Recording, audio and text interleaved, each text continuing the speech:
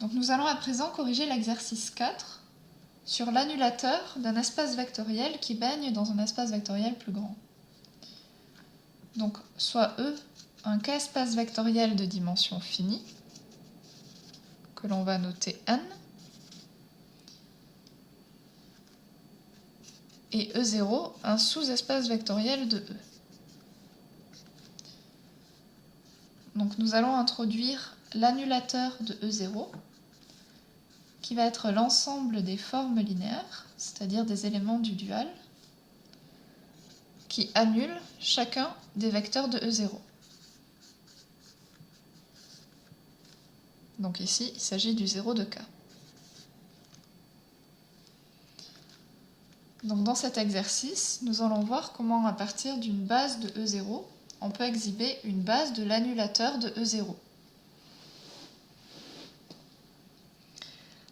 Avant de parler de base, on va montrer que l'annulateur de E0 est un sous-espace vectoriel de l'espace dual E étoile.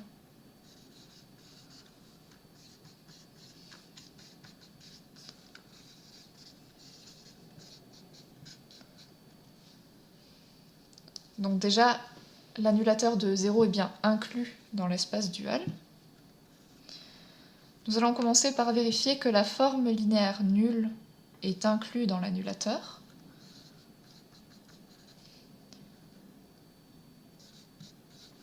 Donc pour tout U dans E0, la forme linéaire nulle appliquée en U est égale au 0 de K, puisque c'est la forme qui, à n'importe quel vecteur, associe 0. Donc cette forme linéaire nulle est bien inclue dans l'annulateur de E0. Ok. Soit à présent phi1 et phi2 qui appartiennent à l'annulateur de E0, et lambda un élément du corps. Nous allons montrer que phi1 plus lambda phi2 est encore dans l'annulateur de E0. Donc, soit U un vecteur quelconque de E0, phi1 plus lambda phi2 en tant que forme linéaire évaluée en U est égal par définition de la somme de fonctions et du produit d'une fonction avec un scalaire à phi1 évalué en U plus lambda phi2 évalué en U.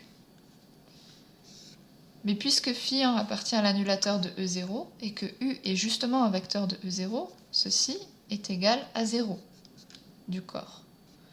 De la même façon, ceci est égal à 0, et donc la somme des deux est encore égale à 0. Donc la forme linéaire phi1 plus lambda phi2 appartient à l'annulateur de E0, et en vertu du premier et du second point, nous venons de montrer que l'annulateur de E0 est un sous-espace vectoriel de E étoile.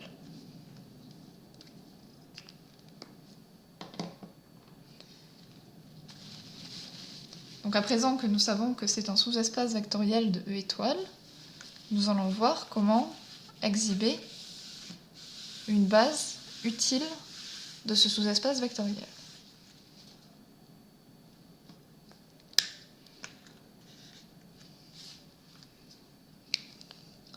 Donc on suppose connu dans cette question, dans la question 2, une base de E0. Donc soit E1 jusqu'à EP, une base de E0.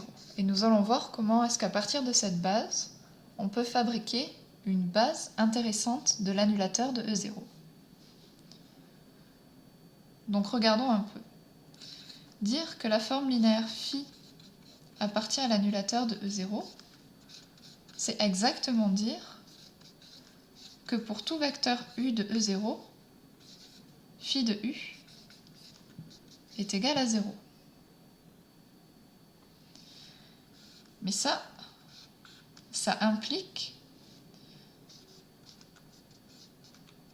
que pour tout vecteur de la famille E1, EP,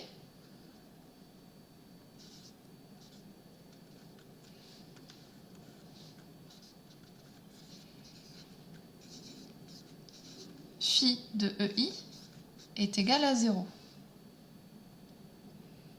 Et puisque E1EP est une base de E0, eh bien si phi annule chacun des éléments de la base, phi annule chacun des éléments de E0. Donc la réciproque est vraie. Donc ceci est une équivalence.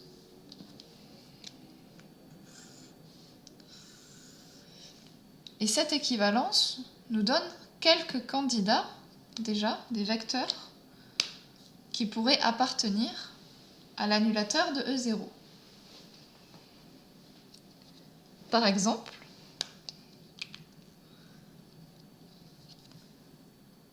donc, si je complète la base E1EP en une base de E, par le théorème de la base incomplète,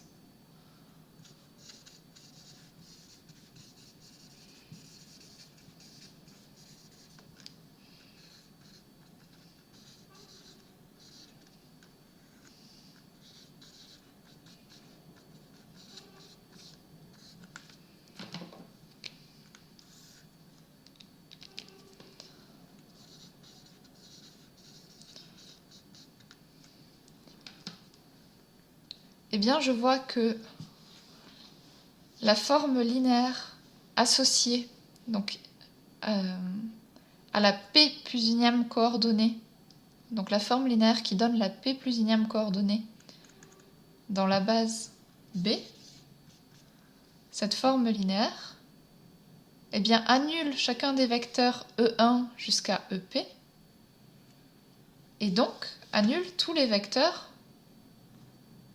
de E0. Donc nous allons l'écrire de manière formelle.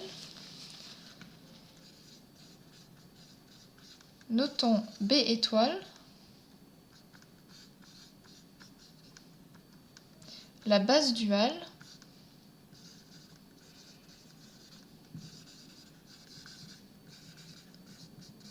de E.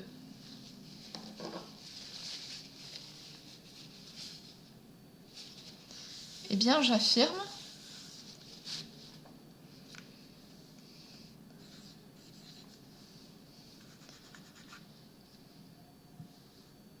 d'après le théorème du cours, que pour tout IJ couple d'indices, EI étoile de EJ est égal à 0 si I est différent de J et 1 si I est égal à J. En particulier,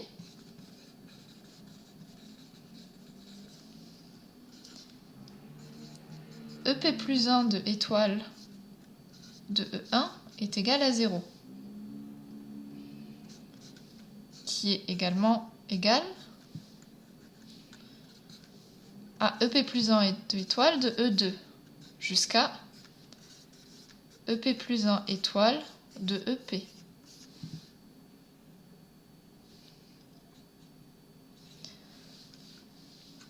Donc, en vertu de la caractérisation qui était écrite en bas de l'ardoise tout à l'heure, EP plus 1 de étoile, cette forme linéaire-là, appartient à l'annulateur de E0.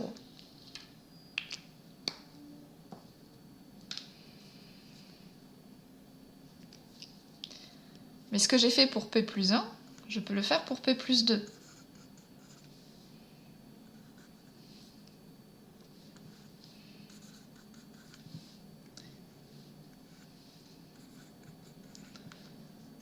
Et donc, EP plus 2 de étoile, c'est également un élément de l'annulateur de E0. Et là, vous avez compris que pour n'importe quel J, où J est supérieur ou égal à P plus 1, ces égalités seront vraies.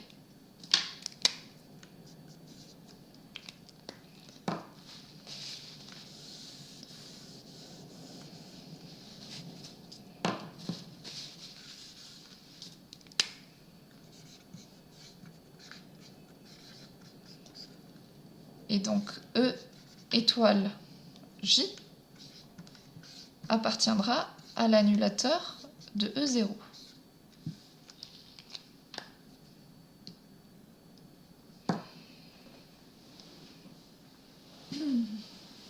Donc nous venons de trouver n-p vecteurs qui sont dans l'annulateur de E0.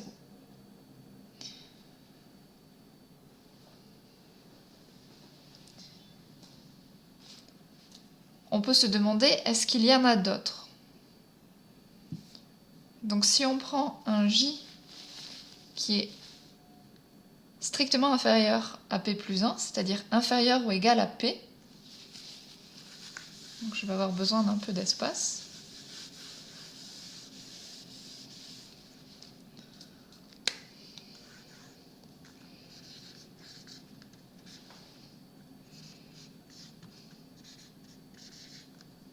Donc pour tout J entre 1 et P, eh bien E étoile J pris en EJ est égal à 1, c'est-à-dire différent de 0. Mais EJ, si J appartient à 1P, eh bien c'est un élément de E0 parce que E1 jusqu'à EP, c'est une base de E0. Donc nous venons de voir que parmi la base B étoile, E1 étoile, jusqu'à EP étoile, EP plus 1 étoile, En étoile,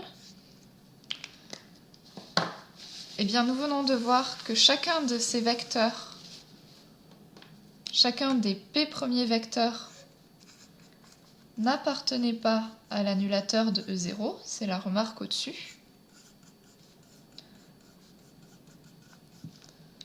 et que chacun des n-p derniers vecteurs appartient à l'annulateur de E0. C'était ce qui était écrit dans la partie basse de l'ardoise avant que j'efface. Donc, un candidat pour être une base de l'annulateur, c'est la famille EP plus 1 étoile, EP plus 2 étoile jusqu'à En étoile.